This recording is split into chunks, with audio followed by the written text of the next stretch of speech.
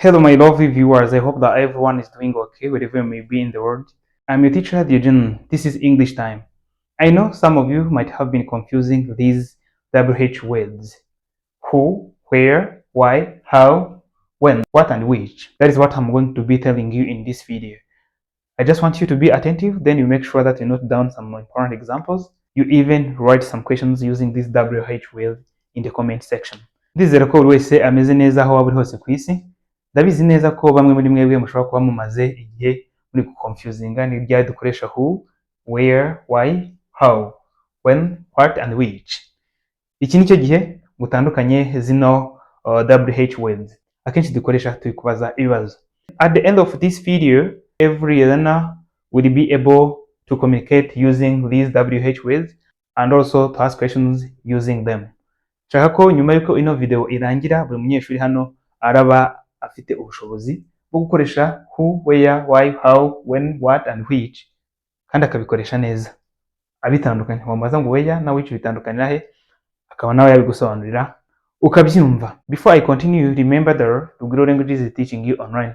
Biro ko nkomeza mwibuke ko Rugwiro Languages ikubigisha icyongereza online aho ari hose ku isi, kuko twigisha muri buryo bwa online nyine. Ni Google Meet aho mwema guha link mukaba murebana kuri video ukamubaza nkuko mu makarasi asanzwe mwigana aho bitandukanye nuko muba mutari kumwe nyine. Rero watwandikiye kuri email yacu iri aho ngaho kuri screen kuri WhatsApp yacu, watwandikira tugatangira tukigana nuko tukareba ko twamenya icyongereza twese hamwe kuko kirakenewe uyu munsi kandi dushaka buri wese akimenya. Intego zacu nka Rugwiro Languages ni ukubona buri wese ari kuvuga icyongereza kandi neza. We don't want to be perfect, we just want to be better. Yego. Who, ni ryari dukoresha who, ni ryari dukoresha where, ni ryari dukoresha why, how, when, what and which. Ibyo ngiye kuba mbabwira muri ino video. Nshaka ko urajya wandika ibibazo bimwe na bimwe muri comment section aho hasi, nuko nanone ugatanga n'ingero ariko nanone wibuke kwandika mu ikayi kugira ngo utazabyibagirwa. Who, reka dutangirane naho.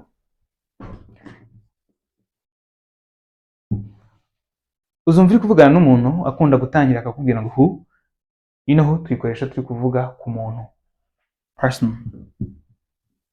I'm talking about the person. Uri kubaza nde. Hari umuntu ushobora kubaza ngo urinde, who are you? Niba yarabikubajije niyo mpamvu yabikubajije kuko uri umuntu.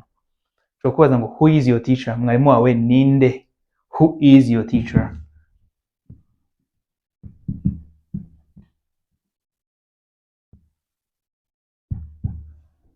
Who is your teacher? Mwarimu wawe ninde? Urumva hano ndi kukubaza ngo who is your teacher? Mwarimu wawe ninde? Kuko mwarimu wawe ari umuntu.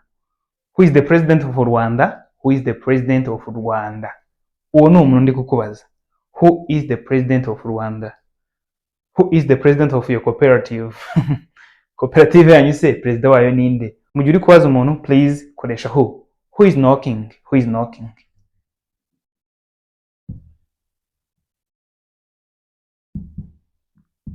Hano kubaza ngo ninde uri gukomanga? Who is knocking? Dukoresha who rero turi kubaza umuntu. Ntukakoresha who uri kubaza ikintu. Ngo wenda uhite uvuga ngo usaba ngo who is that food? Ntabwo wabikorewa, ntabwo wavuga, ntabwo ariko tubigenza. Who tuyikoresha turi kubaza ku muntu, person. Iyo ni who. Ariko none ushobora gukora ikibazo ukoresheje where. Where? Hano turi kuvuga kuri place. Dukoresha where turi kubaza ahantu, where. Urugero, umuntu akunda kubaza ngo where do you live? Utuye he?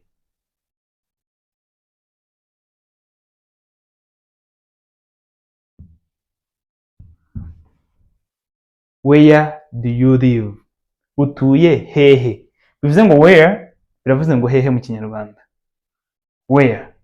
Ushobora kubwira ngo uzajya ha ejo, ejo uzajya he? Where will you go tomorrow?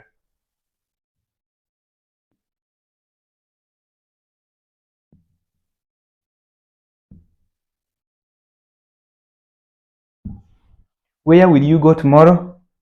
Turi gukoresha where tubaza ahantu, hehe. Biravuze ngo who akenshi ninde, inde, then where, hehe.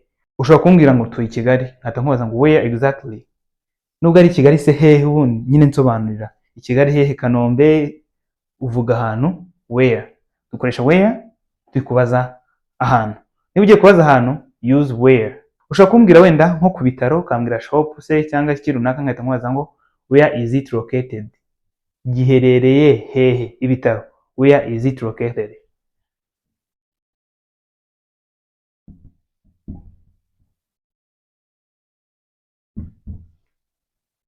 Where is it located ni ukubaza ngo hehe, giherereye hehe.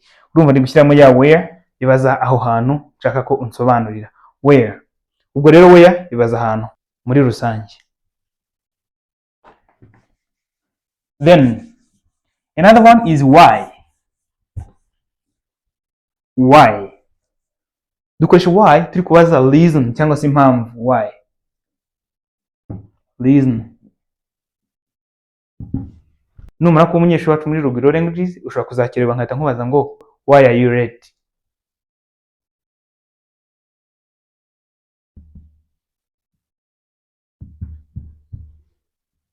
Kuki wakerewe, why are you late. Urumva ndi gushaka kumenya kuki, reason, ni iyihe mpamvu se wakerewe, why are you late. Ariko nanone se kuki uri kurira, kubera iki. I just want to know the reason why. Why are you crying.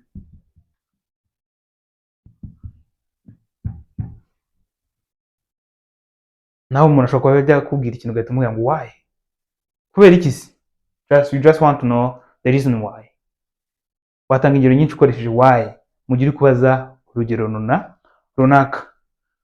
Kubera iki se ari kuguhamagara, why is she calling you. Why, ushaka kumenya impamvu ari kuguhamagara, why is she calling you.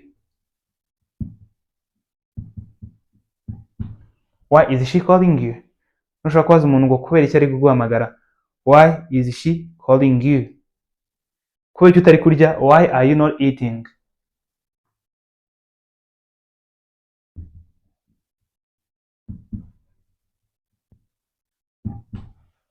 Unagahita kubwira ngo wenda I'm sick, ndarwaye, cyangwa se iyindi mpamvu. Rero dukoresha why turi kubaza impamvu, reason. We have how. How mu kinyarwanda ni nka kwa kundi tuvuga ngo uburyo, mu cyongereza tubyita mana cya way. How tubyita mana. Akenshi uri kubaza ngo gute, nubwo ushobora kubaza umubare how many cyangwa se ingano how much, amount, ariko akenshi turi kubaza ngo gute, how. Niyo mpamvu tuvuga ngo how are you, umeze gute, how are you.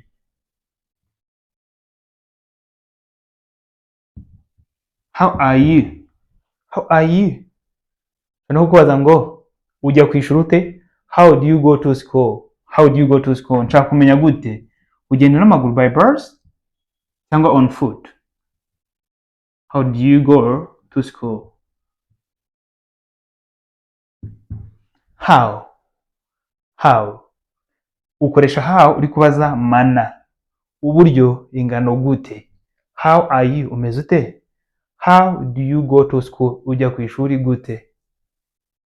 Kumbona se ufite ibintu byinshi, ufite akazi kenshi, ukora ibintu byinshi bitandukanye, ubimanaging gute, ubishobora gute. How do you manage them. Gute, how do you manage them.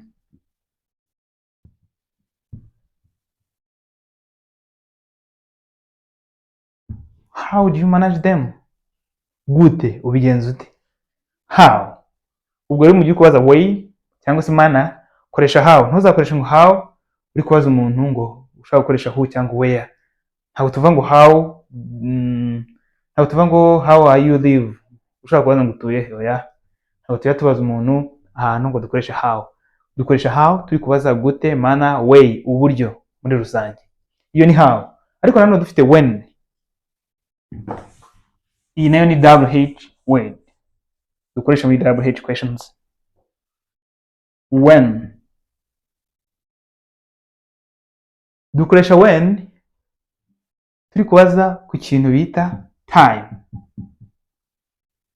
igihe, time. Nzagusura, when will you come, uzaza ryari. Kankubaze, yandikira muri comment, when do you wake up, ubyuka sangahe, when do you wake up.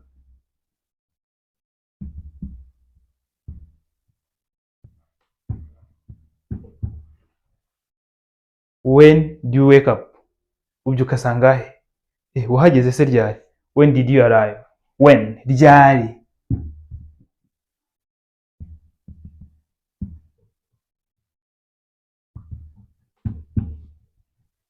Wahageze ryari? When did you arrive? Wenda ugahita uvuga I arrived yesterday, nahageze ejo, cyangwa se in the morning, mu gitondo. Ariko dushobora kumenya ngo ryari. When, ryari. Ushobora kuvuga ngo ikirori kiratangira sangahe, cyangwa se kiratangira ryari. Ukavuga ngo when will the party start? When will the party start?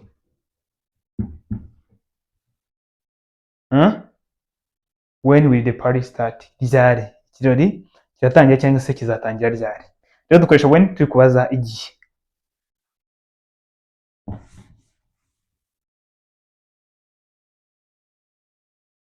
Dufite what.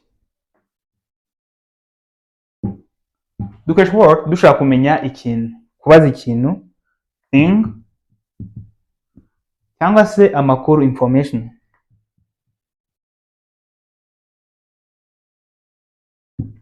Niyo nshobora kubaza ngo uri gukora iki? Ikintu. What are you doing? What are you doing? Ugahita unsubiza icyo uri gukora. Nkanjye I'm teaching, ndi kwigisha. None nawe nshaka kumenya what. Ni iki? Okay? Mbwira icyo ubiziho, information. Nshaka kumenya amakuru runaka. Tell me what do you know about it. Mbwira icyo ubiziho. What do you know about it?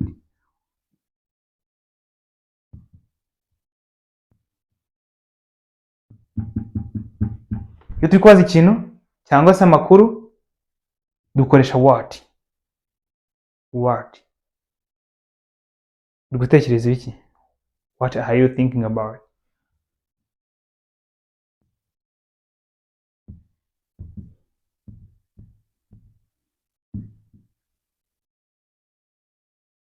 So what means iki. Nshaka kumenya ikintu se cyangwa amakuru, information. Nibwo tuvuga ngo what. The last one is which. Iyo dukoresha which yo akenshi ni nka choice cyangwa se amahitamo.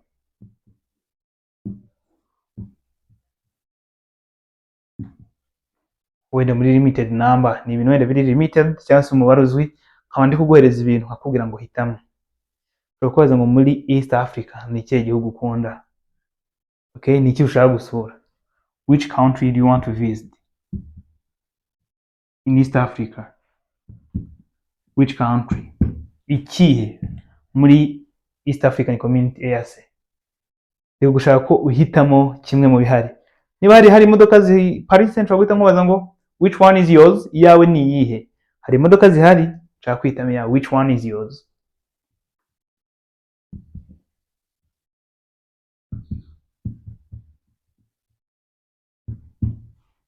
Which one is yours? Tukakubaza ngo Irish potatoes and sweet potatoes, which one is your favorite? Ari ibirayi n'ibijumba, which one is your favorite? Ukunda iki? Rero duhitamo which, dukoresha which turi kuvuga kuri choice. Hari ibintu bihari, then uri guhitamo kimwe. Aho niho dukoresha which. Izi rero tuzita WH word. Niko twita no magambo, tuyakoresha mu byitwa WH questions. Umuntu nakoresha ngo who, where, why, how, when, what and which, menya aho bikoresha. Who ni ku muntu, where ahantu, why impamvu, how manner cyangwa se uburyo, when igihe, what ikintu, amakuru, which amahitamo.